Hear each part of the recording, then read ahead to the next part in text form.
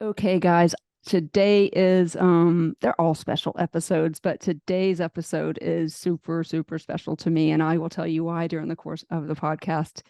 But when you think out there, guys, especially if you're in youth ministry, that those kids aren't listening to you, that you're never going to get through to them, think again, because today's guest is Lydia Garner, who is the daughter of Garth and Lynette Piper, who are part of my redemption story. They were my youth pastors, and we're going to talk about that a little bit today. But Lydia's here as a part of our By Faith series as we walk through Hebrews chapter 11 and the Hebrews chapter 11 Faith Hall of Fame. If the Bible were still being written today, Lydia Gardner, Cameron Gardner's name would be in it. Lydia, welcome to the Wednesdays with Lydia podcast. Thank you. It's an honor to be here. I've been listening for many years, and as I told you before, I feel very honored to be asked. Well, I'm sorry it's under these circumstances, but let's talk about some fun things first. Okay. So first of all, it is Wednesday where I am. It is Thursday where you are. Yes. So tell the listeners how's tomorrow. It's beautiful. There are blue skies. And it also is summer there, or becoming summer anyway, maybe spring, right? Yes. Okay, guys. Absolutely. So we are talking to Lydia from New Zealand, where she and her husband and four precious boys live. But Lydia, so the connection here between me and you, as I mentioned in the intro, there is your parents, Mr. and Ms. Piper. I got hives calling them Garth and Lynette just now. Or they were my youth pastor at Victory Baptist Church in Jacksonville, Florida, which the listeners know what an impact that church made on my life. But I wanted to tell you something about your mom and dad that's not going to surprise you at all. But so on Sunday nights, so this was after I was removed from my mom by the state of Florida, and I was living with Gail and Ray Dunning. And your mom and dad were new youth pastors at our church. I don't know how old they were. This would have been in 1985, 86, something like that. And so when that night when the state took me from my mom, I needed somewhere to go. And so a couple people just kind of stood up at the church and said, well, we'll take her this time. We'll take her this time. We'll take her this time. Well, your mom and dad got the night that I went to church and told Gail what was going on in my home. Wow. And this is way before you guys were born. And so I had just gone through this unbelievable trauma. I went to church and told Gail about it. And of course, they weren't going to send me home. So I stayed with your mom and dad in this little house. If I were in Jacksonville, I could drive you to it. And your mom, well, first of all, your dad, like every Sunday night we went, I can't remember what it was called, but we were walking through the book of First Timothy.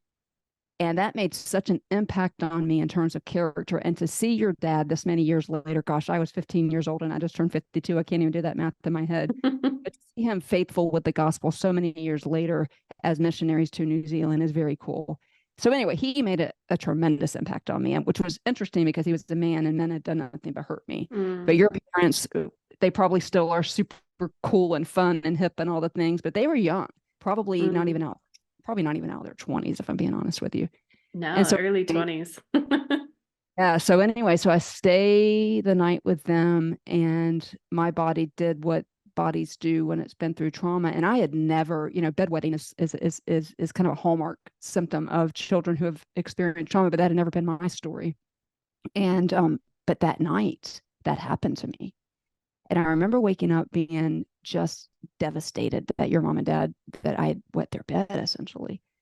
And so I remember just kind of quickly getting the sheets and finding the washer. And your mom to this day, she's going to find out when she listens to this podcast. Oh yeah, she did do that. But they are part of my story. They're part of the reason why I'm sitting here today. And I know how much you adore them. But I wanted to give them a shout out on this podcast because they are a part of the Amy Watson story. Both of them loved me unconditionally. Your dad and your mom both still on Facebook, still big supporters of me. I tried to get to see them when they were here twice now on furlough, and neither time I've gotten to be able to see them. but you sit here in front of me today, so many years later, um, as a ambassador of a message. And so we are in the By Faith series, and I'm asking people to come onto the podcast who have suffered trauma, who have suffered loss. And frankly, I'm cheating on my dissertation because I want to prove in my doctoral dissertation the faithfulness of God scientifically, statistically. I want to talk to enough people who held on to their faith so that I could write a dissertation about it. But I want people out there who have earbuds in their ears to know that no matter what they're going through, no matter how dark it is, that there's other people in this world who love Jesus and suffer unimaginable loss. And so we're going to talk about that today. But the first question I want to ask you is the same question I'm asking everybody is, tell us what faith, just that word faith, means to you. Right. Well, I had a good think about it the last few days, and to me, faith and hope as well, they're just so intermingled. And for me, it's the childlike trust that God knows all and sees the big picture that I cannot see. And, when I think of my faith in God, it's just this confident expectation that he knows what's going to happen. So I don't need to worry. Yeah. And I see that faith that our children have in us. And I see that I can understand why in the Bible they talk so much of a child-parent relationship, because that desire for us to have our children just trust us when we can't always tell them what's going on or why exactly we're asking them to do something. It's like that with God. He's asking us to do things and to go through things sometimes that we just cannot even begin to comprehend. But I know without a doubt that God has a plan and that he's going to use it for good. And so my faith in him, it's not blind. Yeah. It's been tested. And so I understand that what I talk about today will seem totally incomprehensible to some people because they haven't walked my walk. They haven't been down the road we've been down. And so it's not the faith I have now. It's not the same faith I had 15 years ago before I got married. It's a faith that's grown with trials. And I'm thankful for those trials because they helped us lead up to where we are today. Thank you. Beautiful answer. I love the analogy of children and the childlike faith and how parents are obviously want the best for their children. The scripture that posted in my brain, and your parents are going to be really disappointed in me because I know the verses, but I don't always know, as Dad McGowan called, the address. But there's a scripture that says that no good thing does a father withhold from his children. But yet we're on a podcast talking about trauma and loss. How do we hold both of those together? And that's what we're going to talk about today. Now, there is one massive loss that you have experienced in your life recently, but if I'm right, and we can edit this out if I'm not, but you guys had some struggles and some loss before the loss of last year. Is that correct? Absolutely. Talk to us about that a little bit. Well, when I think of what grew my faith the most, I go back to our first year of marriage, 14 and a half years ago, and my husband lost his job 7 months into marriage. And it was during a recession, and he was a flight instructor, and he couldn't get a job for a year and a half. That was massive because I was working and we were dealing with infertility and we were dealing with all these things and wondering where our next meal was going to come from. We never missed a meal. We had people that would drop off groceries. They didn't know we needed them. That was a miracle of God. We had so many things. But during that time, I did ask God why. I was still a why Christian. Why is this happening? I'm sure many people understand. I love that, a why Christian. I like that. Well, after that, as it turned out, I did eventually get pregnant during that time, and I was getting late in the pregnancy, and I'm like, okay, Lord, now would be a great time for him to get work. And, I wanted to be a stay-at-home mom, and I ended up having the baby 6 weeks early. I was getting ready for work, and suddenly there I was. 5 hours later, I had him in my arms, and he was in NICU for 3 weeks. And my husband still didn't have a job. And we're like, okay, Lord, come on. What's going on? Um, anyway, the week we got home from hospital with baby, with Josiah, it was such a blessing because that week Cameron got called by a temp agency and was offered a job. And we're like, yes, yes, we'll take it, whatever it is. It was like his worst nightmare. It was on the phones. But he was just so pleased because it was work and we were pleased. And it's like, okay, God answered our prayers. And in hindsight, we see that had he had any jobs start in the months prior, he would have had no time off accumulated for when we had the baby early and when we had to go up to the hospital like a million times. And we see God's hand in that because he had all that time just to support me. And that honestly was the last time I doubted God. Wow. Yeah. And that was 12 years ago. And ever since then, we've had another career loss. We've had 10 moves. We've done a lot. You had a few miscarriages too, didn't you? Yeah. So I had the one that really challenged us, especially, was in 2021. I lost a baby at 14 weeks, and that was our fifth baby. And I'd had a really, really, really hard pregnancy where I couldn't even read at all. Like my brain chemically was changed. It was very strange and very, very hard. And I lost the baby. And I learned a lot about grief through that and learning how to ride the waves and how to cry when I needed to cry and how to not be absorbed with grief, I guess, just to live life but still grieve. What did the miscarriage in particular do for your faith? I think it made me more aware of heaven. Oh, wow. It was a hard year. There was a lot going on culturally. It was already a very emotional year, with all the COVID stuff and all going on. that. It was already very challenging, and it was hard because I didn't necessarily feel even comfortable being pregnant right then. Right. And so there was this mixed emotion. And so when I lost the baby, there was a element of relief, which makes you wonder, any mom, a lot of moms that have miscarriages feel a sense of grief and shame and guilt and all these things. And I worked through a lot of that by writing a song because, you're very musical as well. It touches you and that touches me as well.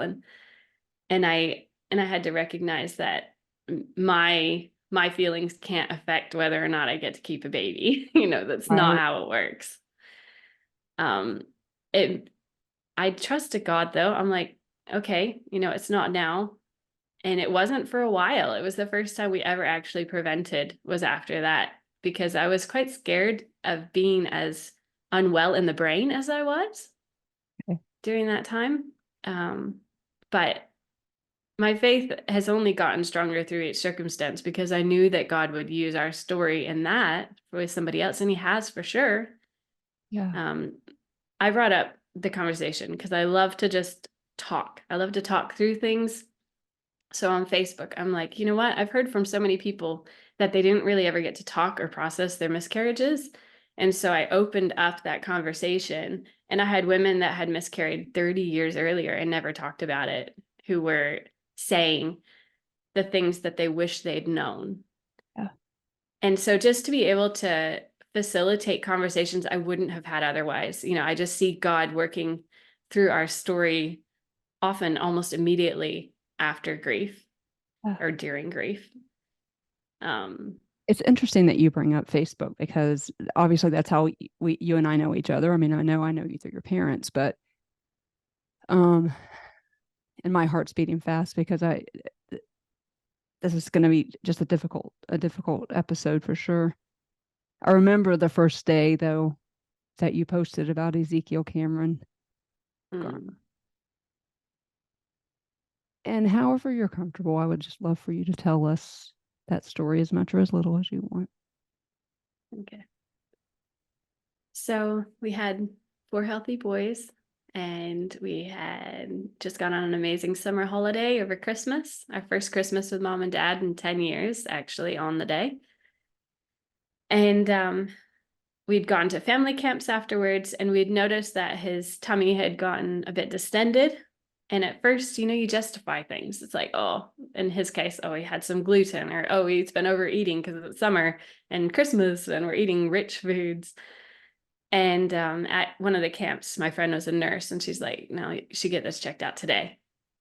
And I was like, okay, because we were going to check it out in like 4 days from then when we were home. It's at our GP. So that was going to be fine. And we took him to the GP, and he said, oh, it's constipation. We're like, okay, no big deal. Nothing our boys had ever had was a big deal. He'd never even been to the doctor till that day. He'd Wow. been very healthy. Anyway, so that was fine. We tried doing laxatives. That was very uncomfortable for him. But there was nothing changing. And so a week later, when I did take him back to the doctor, we'd done all the stuff they told us to do, and it still wasn't getting better. I knew in my heart it was probably very serious.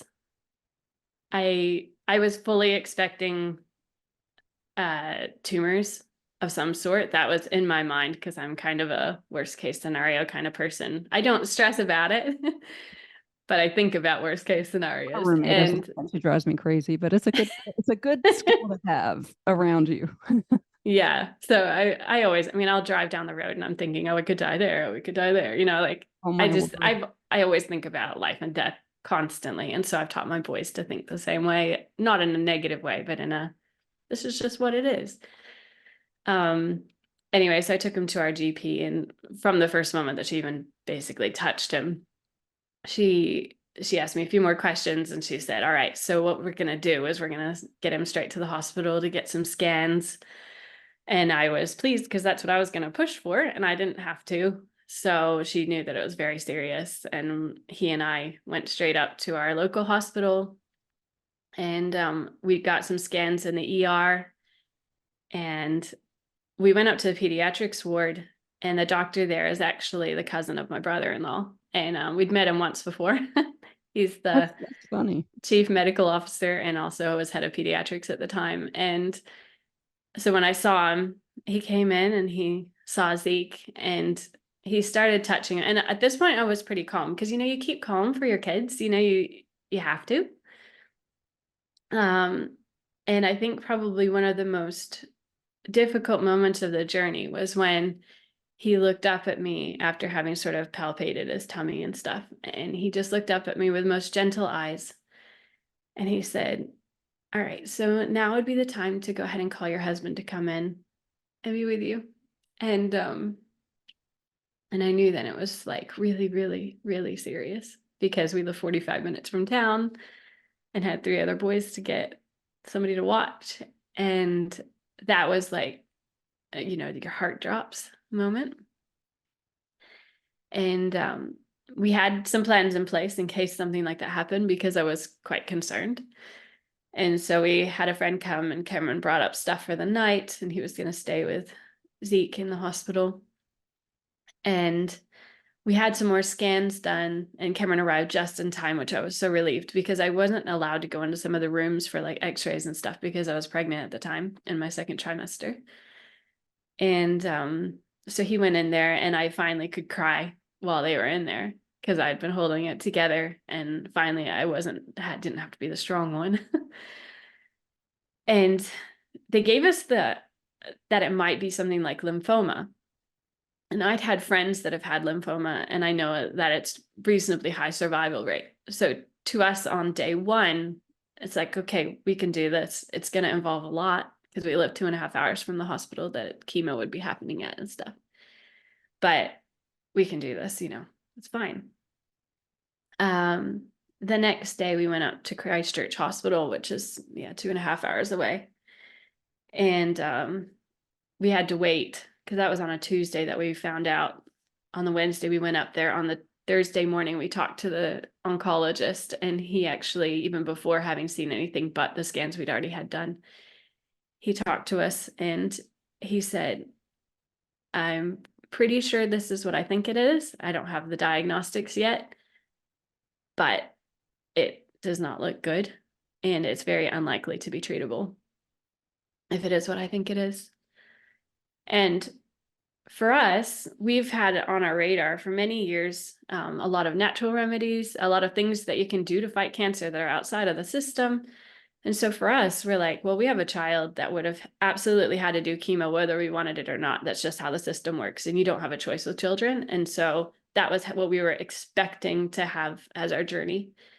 And now he's saying that wouldn't even necessarily work. So we don't know exactly, what it's going to be until we have the diagnosis, but prepare for the worst, essentially. And to us, we heard, okay, there's a green light. We can try everything. We can throw everything at this, all the alternatives without getting a fight. And so we're like, okay, we know lots of people that have had stage 4. They've been giving death diagnoses and they've fought it and they've won. So to us, we still had a lot of hope.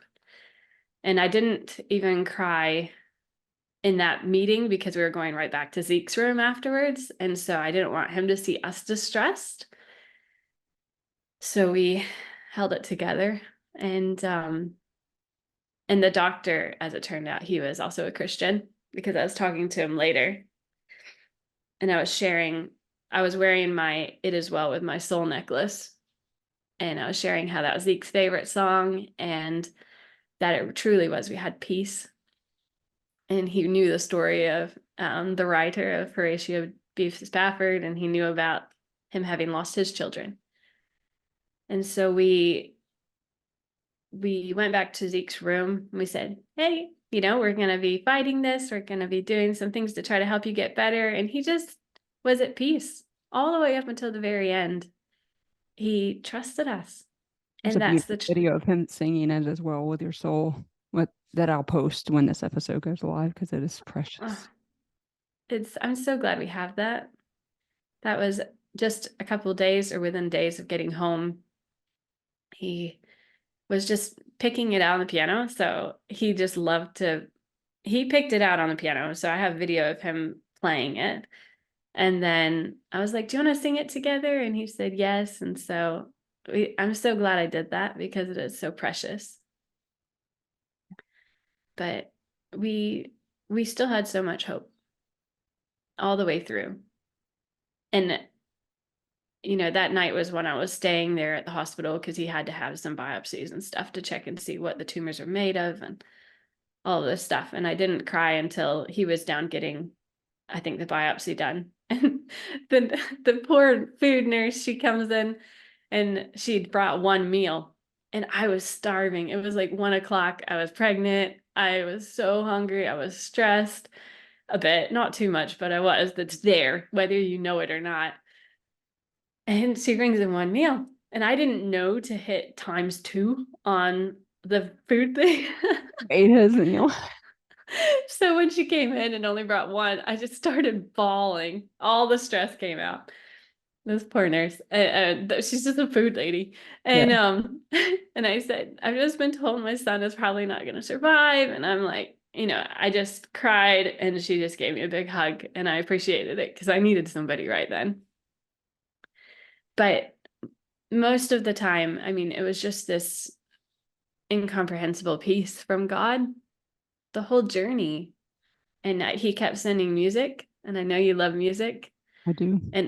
And all along I would share these songs that were the ones that God was speaking to me through. Like the first one, I'll Never Forsake You. That was my top song on Spotify this year. I listened to it like 40 times, but I'm sure it was more. So I think I listened to it on YouTube sometimes too. Yeah. But yeah, so it was just. There's a song, it's called Sufficient for Today. And it is my top song. Because as I sit here listening to you, I'm grateful for the way that you have walked it out publicly. Right? Like, you clearly are clinging to your faith, and so is Cameron, and so are your boys. And you kind of dropped this in there out of nowhere, but guys, in the middle of all of this, she was pregnant. And so a new baby is born now. But I was so grateful for the way you walk it, or that you are walking it out, because Zeke passed away. And was it July?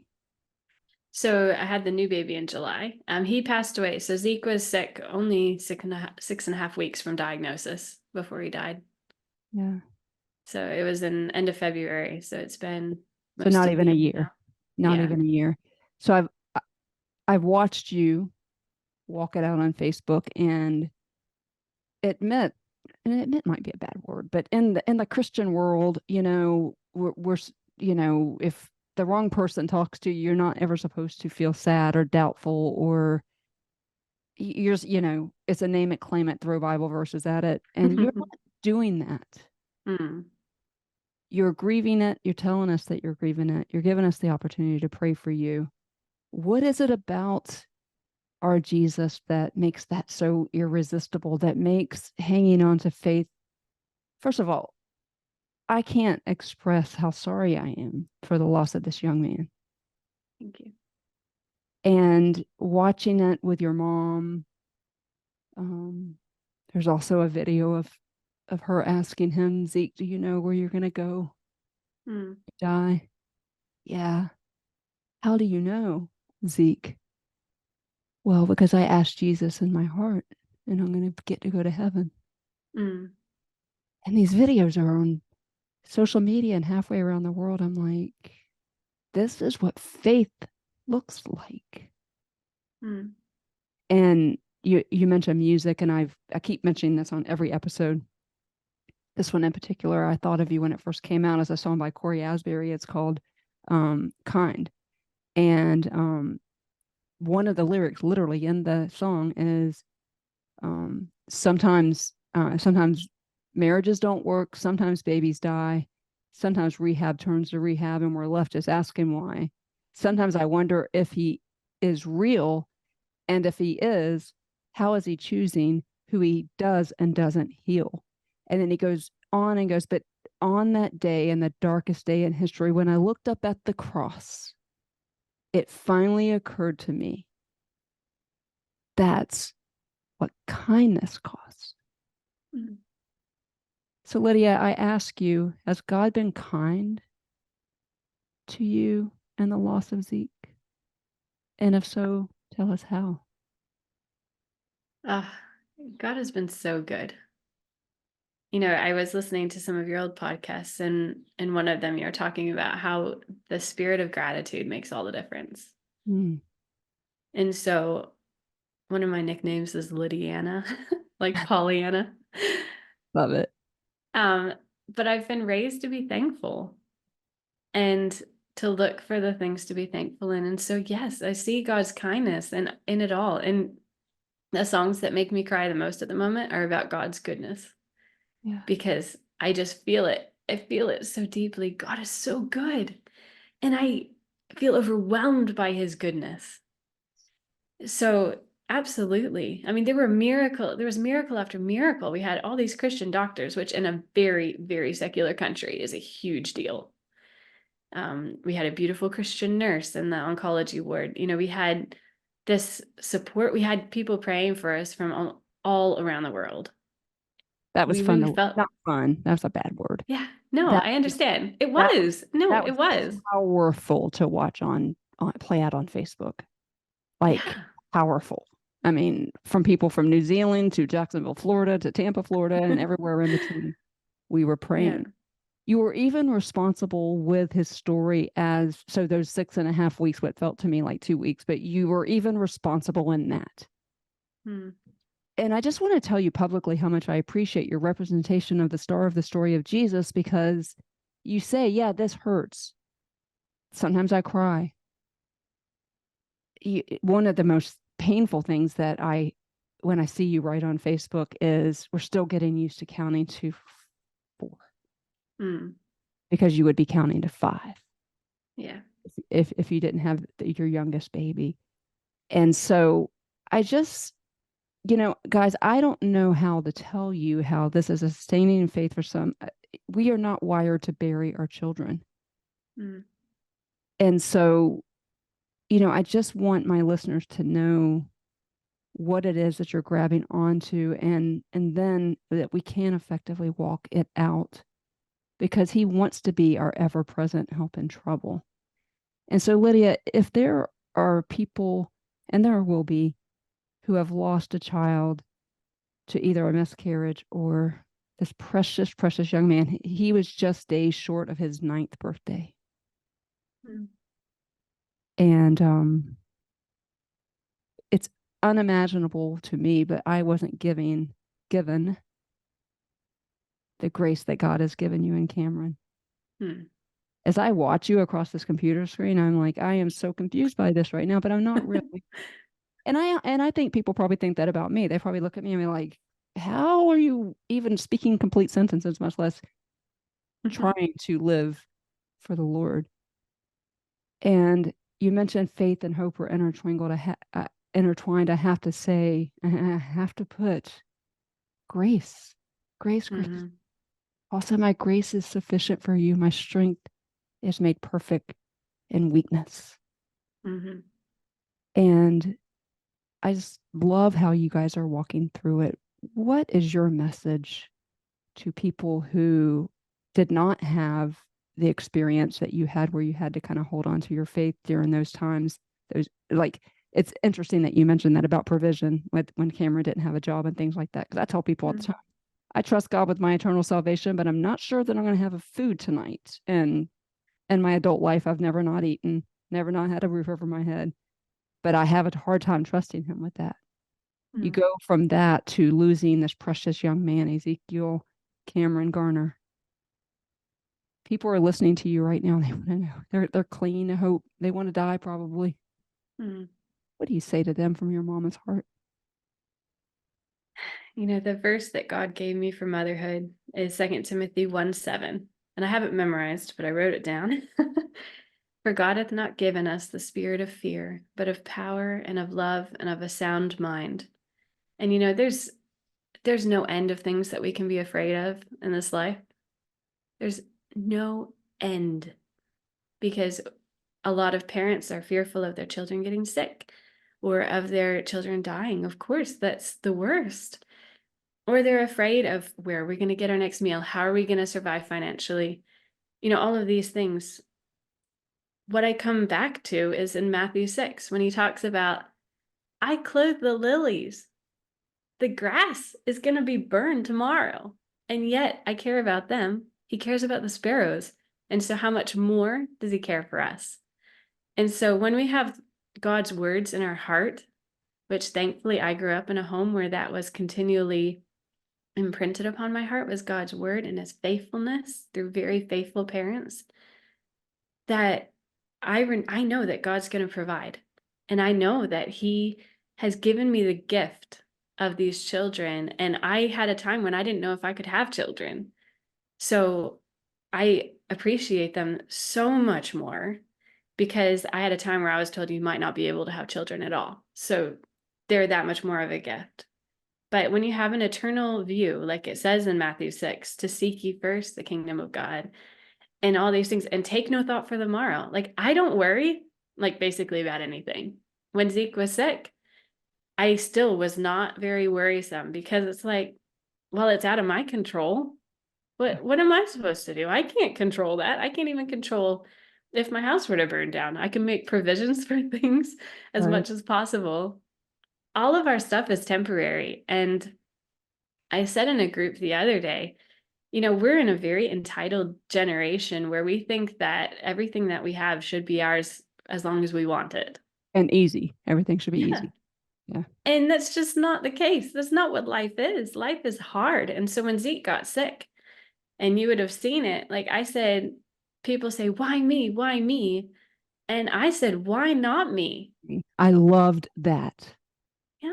Why not me? He has and you are so faithful with this. I know there are nights when you lay in bed and cry, or you're in the shower and you cry, and we miss Zeke. I miss Zeke. I didn't even know Zeke, because he was so amazing. So you could just tell that he was full of life. Would you sing a verse for us? Sure. To pick whatever verse you want. When peace like a river attendeth my way, when sorrows like sea billows roll, whatever my Lord thou hast taught me to say, it is well with my soul. You Is know, it well? and Is it well with your soul, Lydia? oh yeah, it is. And I love sharing Zeke's story. Well, And I have tissue. Like I'm prepared to cry. I cry a lot. But I also have so much joy. And I was telling Cameron the other day, you know, this year, I think when you lose someone, you can either, and I'm not saying it's wrong. Okay, so like how I do grief is different to how other people do grief, and that does not mean that you're a failure at all. thank you. All of our griefs added up to teach us faith and to teach us how to grieve, and that's where we're at. But I feel like with God's grace and with the lessons that we've learned, I am like overwhelmed with God's love. And I wrote about it the other day on Facebook because it's really hard to describe, because people look at me and haven't seen me for a while and they expect to see sadness. I feel like I'm exploding with joy. You look And like you are the YouTube listeners, and this is by the way, your parents are the reason why I know a lot of scripture too, and and songs. And one of them is the joy of the Lord is my strength. I mm. can't sing, so I won't. We will not subject listeners to that. But there's no way to fake this, right? There's no way to Mm. fake. And you just said something so powerful. All of our losses added up to where our faith is now, and that's where we're at. And one of the things that I am learning of late is that God's math is weird, right? Mm-hmm. Like the episode that dropped today, the guest was quoted in saying, God is the only one that can turn a negative times a negative times a negative into a positive, because that breaks all of logic, all of the world's rules, all of math rules, all the rules. He's the only Mm. one that can turn these things into positive. And so, listeners, what you're hearing today from Lydia is not name it, claim it. It's not fake. It's not anything except for the sustaining faith of the completed work of Jesus on the cross. And Ezekiel, on his short time on this earth, he even walked through, fully knowing that he was going to die. He walked through it with such joy and such happiness, really up until like the last day when your mom was with him, and he just kind of slept a lot. But even he Mm. was all over Facebook in North America, because I shared the tar out of that story and the GoFundMe and all the things, because even Mm. Zeke, who made a profession of faith, had that joy.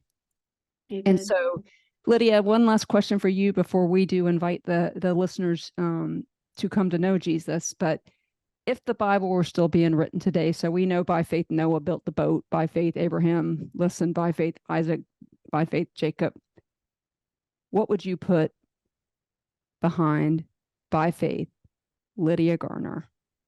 Fill in the blank for me. Oh, that's really hard. That's really hard, Amy. Because the thing I noticed when I was studying about these people was that by faith they stepped forward and did the hard thing, not knowing the outcome. There you go. By faith, Lydia stepped forward doing the hard thing, not knowing the outcome.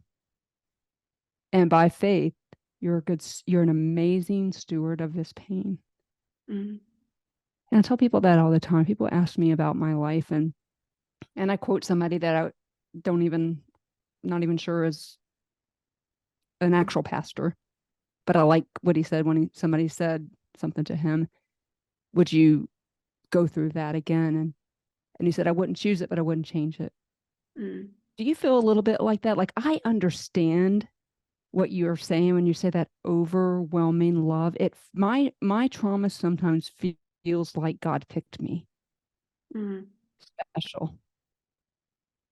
Well, I And think so that you when just get you, ringed with this grace. I think that when you see how God can use every difficult thing in your life to bless others, that you stop seeing yourself as a victim. Yeah.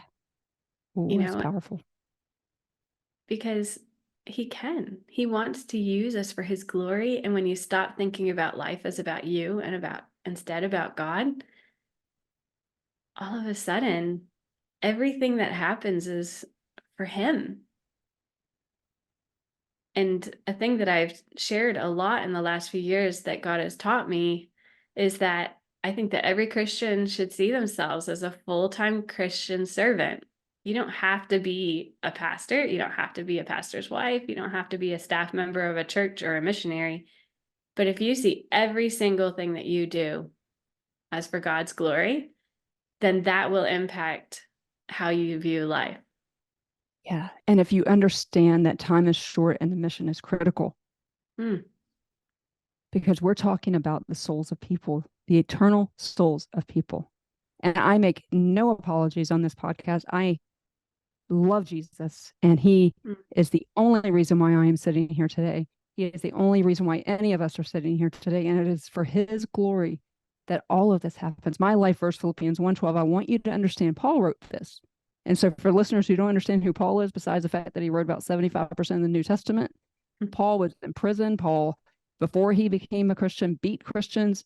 Bad dude, but turned out to write about 75% of the New Testament. And he wrote this in Philippians 1, verse 12. I want you to understand that the things that have happened to me have really happened to further the gospel. And so Ezekiel Cameron, Garner, and all of you who have lost somebody, you can rattle off a name like that for God's glory. They are just on loan. They're just on loan to us. People are just on loan to us. Yeah. And to your point, Lydia, this happened to me right before COVID started. And that on New Year's Eve on 2019, I was laying in a bed at Disney World because I'm single with no children and I could do that. And we were staying where we could look at the park. And I was laying in bed watching the fireworks. This is 2019 going into 2020. And it had been an interesting year, but I thought, well, 2020, I'm gonna pick a word. I'm not that person. I don't normally pick a word. No hate to people that pick words, but I did this in 2020, and that word was expectant, based on Ephesians 3:20, who is able to do exceedingly abundantly above all that we can ask or think, which I think is kind of a snapshot of your heart right now. Who in the world would think that you could have joy and sorrow meet and it land in the furtherance of the gospel, right? And so I think that in all of that, people need to know that God never promised us. In fact, he told us in this world you're going to have trouble. And so when he keeps his word, when we keep trouble, why not trust him? Yeah. Like he told us this, right, this is not a surprise, right? And so with all of that being said, I just, you've been on my prayer list since February. And I know that people will be blessed by what they've heard here today. And I know that this will be a wound that you will carry for the rest of your life. But the Bible also says that our suffering is producing for us a peculiar sense of glory. We find that in 1 Corinthians. And back to time is short and the mission is critical. I picked that word expectant. And then 3 months later, the world shut down. Yeah. And I'm like, that was not exactly what I had in mind, God.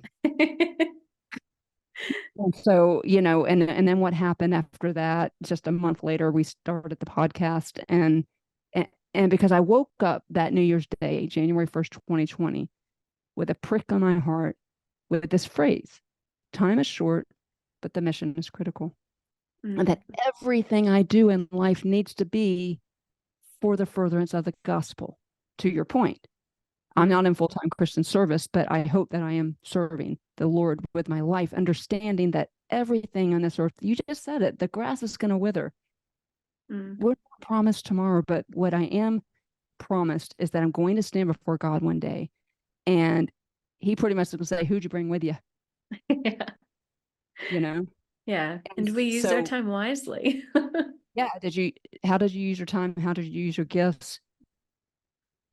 And how did you use your pain? Thank you for being a good steward of Zeke's story. Thank you for being a good steward of a part of your heart that will never come back alive again. Unimaginable. But I don't have the grace that he's given you. And so God is good. He is amazing, because your parents are the reason why we're sitting here having this conversation. Absolutely. And so shout out to Garth and Lynette Piper, missionaries to New Zealand, who are my youth pastors. And so, well, thank you for being here today. Parting words are yours. Anything you want for our listeners? I think what made the biggest impact in my life, besides my parents, was hearing the stories of those that had suffered loss before us.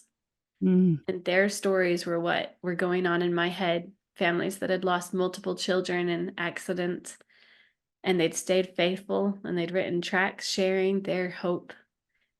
And so with joy, I share our story, hoping that for those that are after us that lose a child or lose a loved one, that you can know there is joy and there is hope on offer. You just got to take it. Ooh, hope on offer. That is a bit of a mic drop. Hope on offer. Guys, take God up on that offer. It will change your life, because all of our lives he has been faithful. All of our lives he has been so good, even in the face of unimaginable loss, trauma, and tragedy.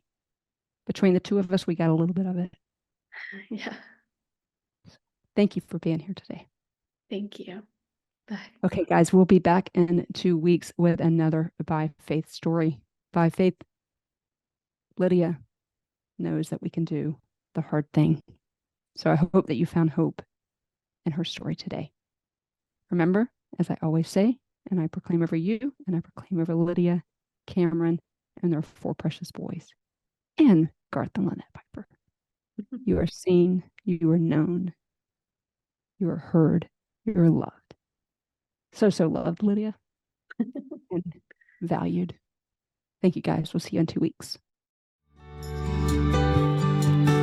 I am, you can see that I'm no